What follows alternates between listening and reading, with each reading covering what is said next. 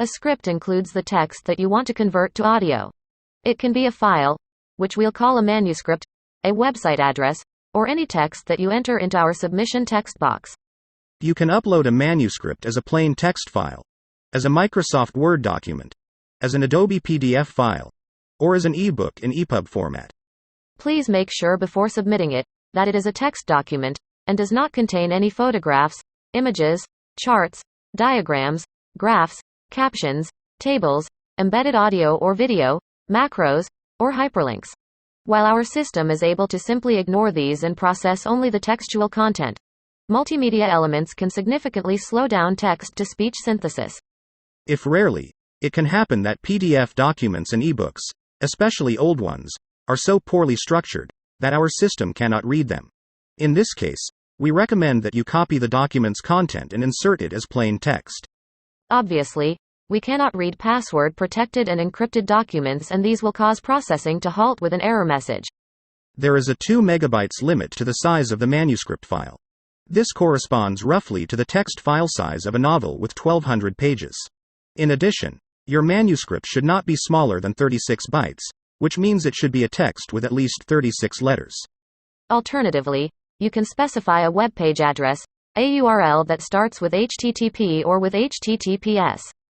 Please do note, in this case, that our system is not configured to be used as a screen reader, and attempts to extract the actual content of the web page, rather than reading navigation menu items, page headers or footers, and so on. Unfortunately, many web designers have not yet adopted HTML5 content structuring rules, so that still, we cannot guarantee that all unnecessary elements will be eliminated, leaving behind clean content. But you can make use of our system's ability to generate a downloadable text file, which you can edit, eliminating unwanted elements. Some websites prevent automated processing of their content, when conversion will fail completely. In this case, we recommend that you copy the website's content and insert it as plain text. For this purpose and the general, simplest use case, we have provided a text box where you can just enter some text, between 36 and 36,000 characters. Please make sure that your script does not contain spelling or punctuation mistakes, as these will lead to reading errors. We currently process documents written in English only, which also means that they should not contain foreign language words that are not in the English dictionary. What makes voicedscripts.com unique is that you can assign different voices to different characters in your script.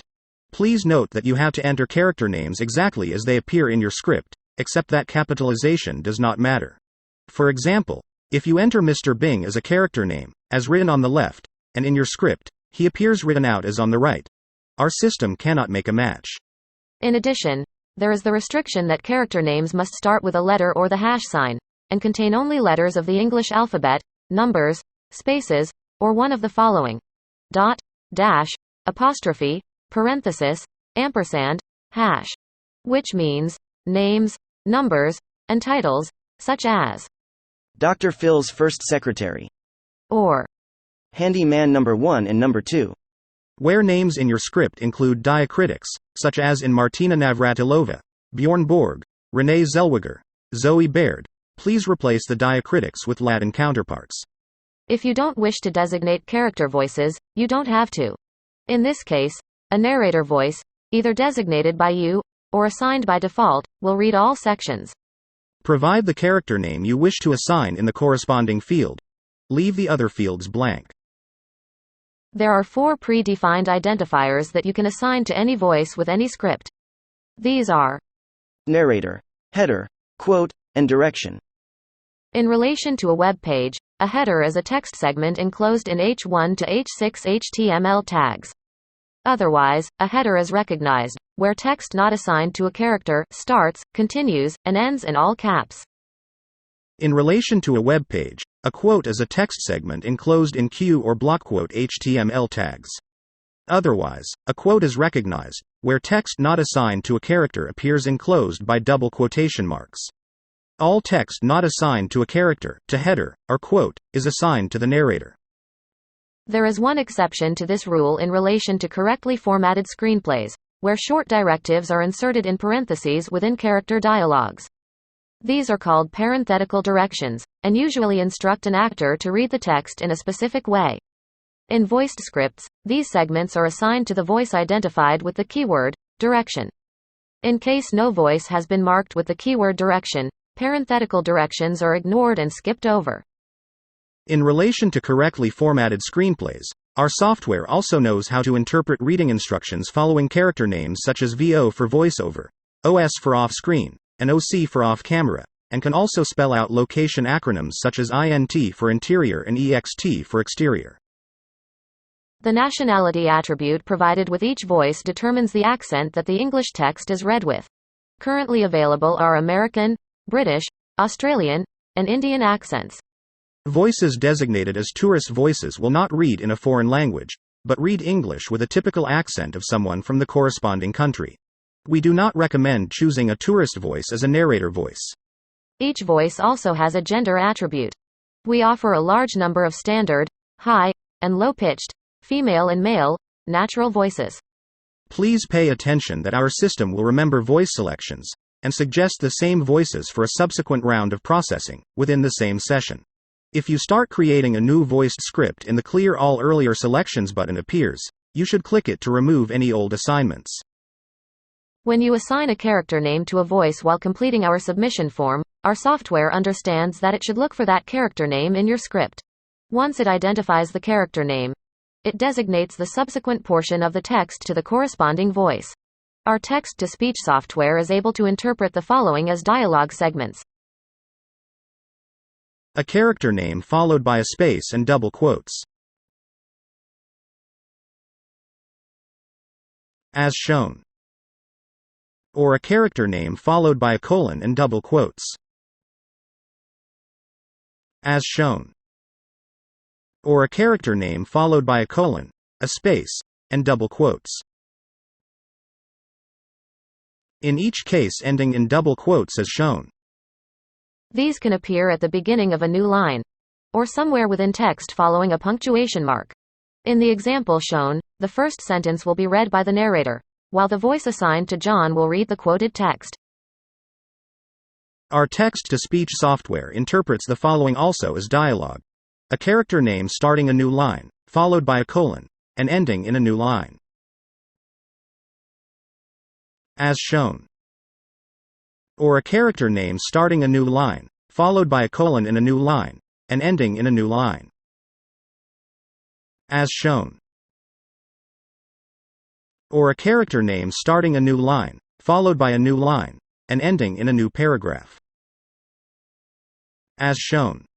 These different structures can be mixed to achieve a number of different results, such as quotations within character dialogues, or narrations interspersed with dialogues. If you have quotations within character segments, make sure to choose a structure from the latter options. The screenshot image on the left might apply to the script shown on the right. In this example, the narration is read by Joanna. It was a sunny afternoon. Minnie and her mother Jane were walking through the park. Minnie asked her mother. Joanna has been assigned the role of narrator.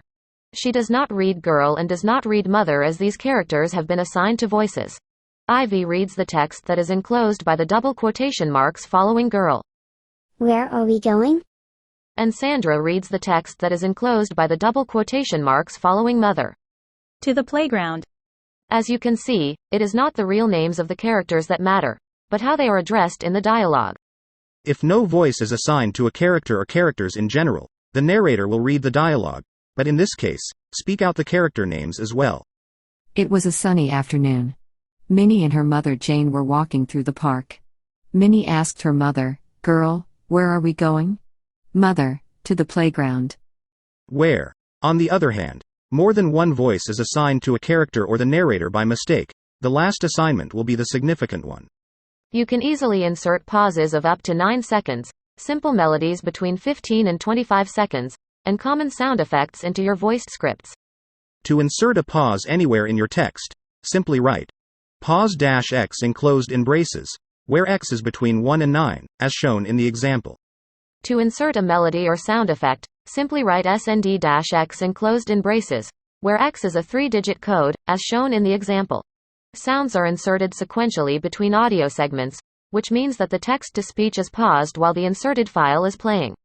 They heard a loud noise.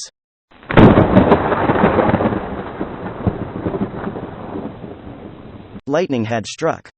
Codes for melodies and sound effects are listed on a separate page. Make sure to avoid the use of quotation marks except to demarcate dialogues.